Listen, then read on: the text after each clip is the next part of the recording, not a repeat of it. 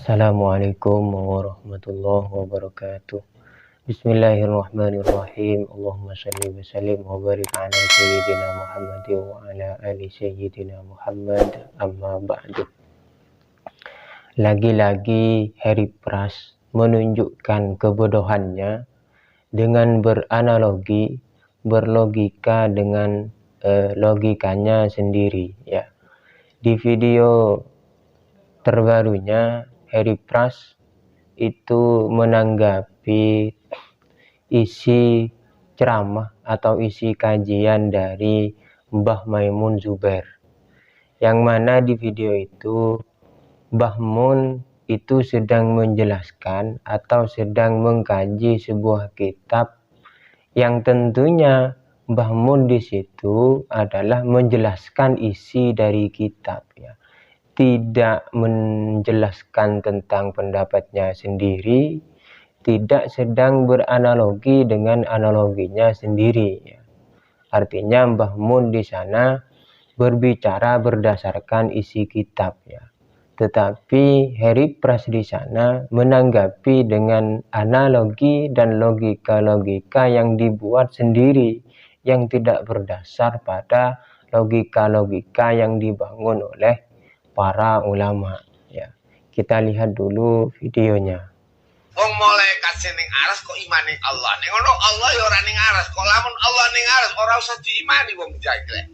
Oh, jadi kalau Allah berada di hadapan kita tidak perlu imani Allah itu. Cukup ketahui saja gitu.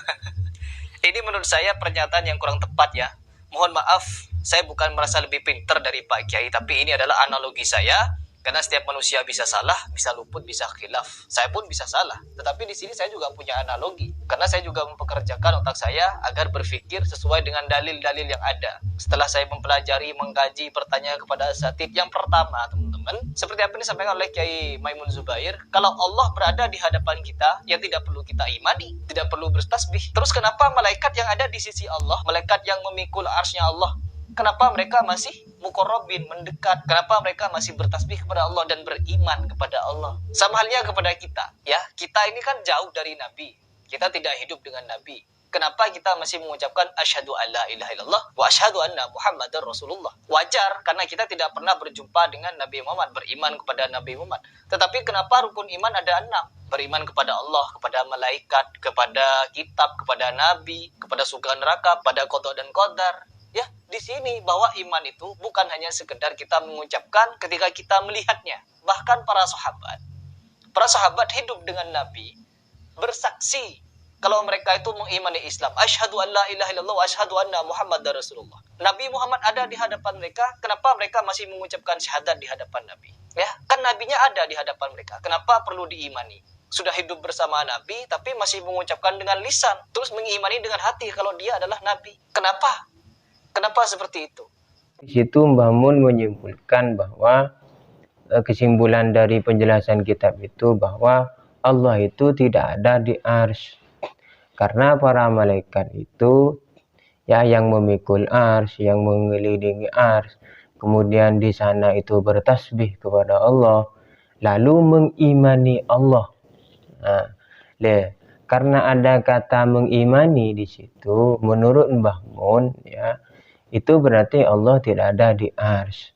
Karena malaikat mengimani. Kenapa? Karena mengimani itu adalah perkara yang gaib, ya. Dengan dalil alladzina yu'minuna bil ghaibi, ya.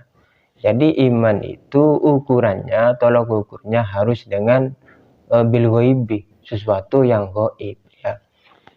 Namun itu dibantah oleh Harry Pras. Disinilah jelas, ya. Disinilah jelas ketahuan bahwa ternyata Harry Pras itu tidak mengerti konsep keimanan. Menurut Harry Pras, iman itu tidak harus dengan yang gaib. Buktinya, ya, buktinya para sahabat itu melihat Nabi ada di depannya, tetapi kok masih iman, masih asyhadu an la ilaha illallah wa asyhadu anna Muhammadar Rasulullah, bersaksi bahwa Nabi Muhammad itu utusan Allah. Kok masih bersaksi padahal Nabi ada di hadapannya? Jadi menurut Harry Pras, iman itu tidak harus pada yang gaib. Karena sahabat mengimani Nabi, toh Nabi tidak gaib, ada di depannya. Dan disinilah analogi yang dibangun oleh Harry Pras itu salah.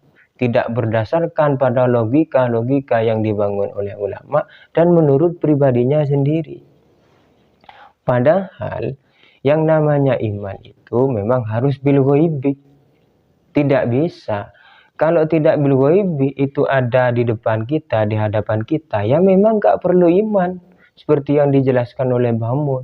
Iman gimana kalau sudah lihat, sudah ada di hadapan kita, ya gak perlu iman. Itu namanya kita melihat. Tetapi iman itu, iman yang sebenarnya itu adalah bil ghaibi, pada yang gaib. Penjelasannya begini. Nah, bagaimana sahabat itu mengimani Nabi Muhammad SAW, yaitu mengimani pada yang gaib. Apa yang gaib dari sisi Nabi? Yang gaib dari sisi Nabi itu adalah kenabian dan keutusannya. Bukan sosok fisik seseorang yang bernama Muhammad putra Abdullah. Kalau Muhammad putra Abdullah, seseorang yang bernama Muhammad putra Abdullah, itu sosok fisik yang dilihat oleh sahabat. Itu tidak perlu diimani. Wong sudah semuanya tahu. Yang perlu diimani adalah kenabian dan kerasulan seorang yang bernama Muhammad bin Abdullah. Itu kegaibannya. Kenapa gaib? Karena Nabi Muhammad, karena Muhammad bin Abdullah itu tidak pernah dilihat oleh sahabat pelantikannya atau pengangkatannya sebagai nabi dan utusan.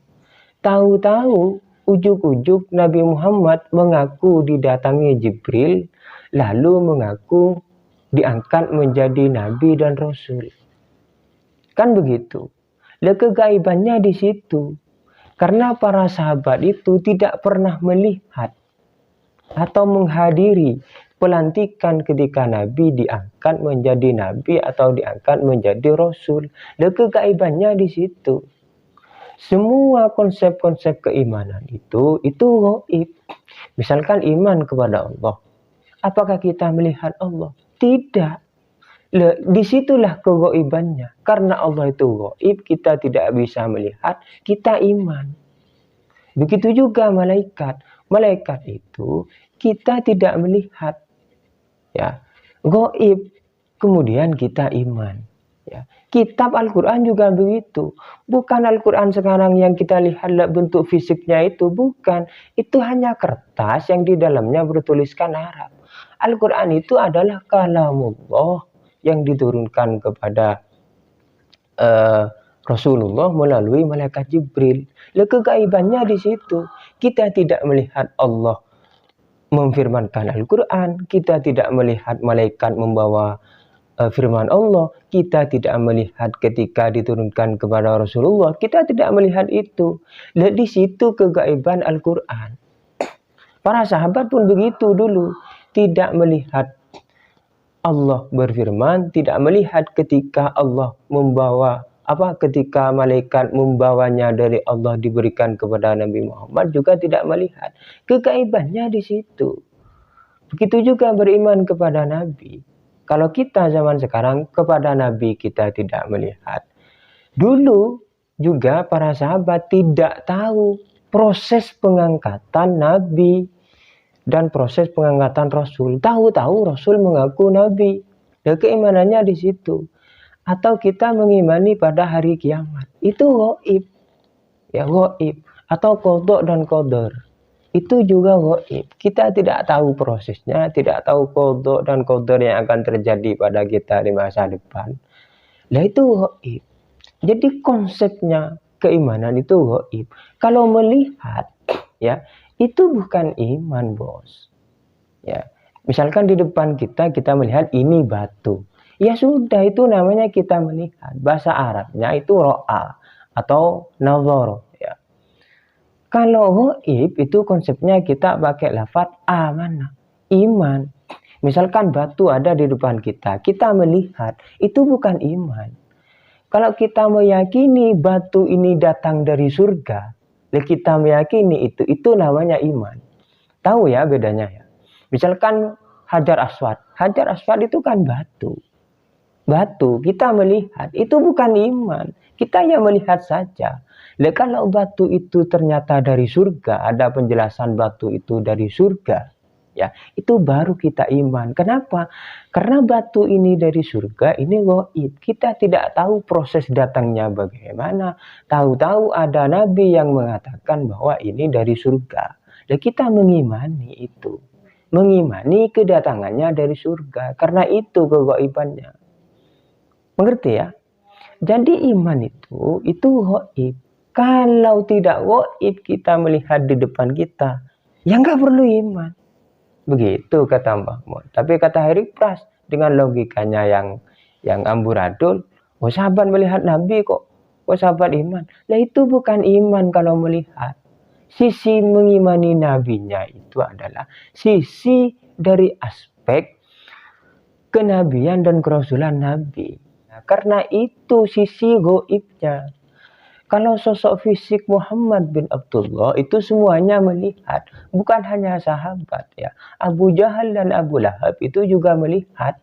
Itu namanya hanya sekedar melihat sosok Nabi. Nah, sisi keimanannya adalah kenabian dan kerasulan Nabi. Itu gaibnya. Buktinya Abu Jahal dan Abu Lahab tidak mengimani itu. Tidak mengimani kenabian dan kerasulan Muhammad sallallahu alaihi wasallam. Ya. Begitu ya. Semoga dipahami. Akhiran. Assalamualaikum warahmatullahi wabarakatuh.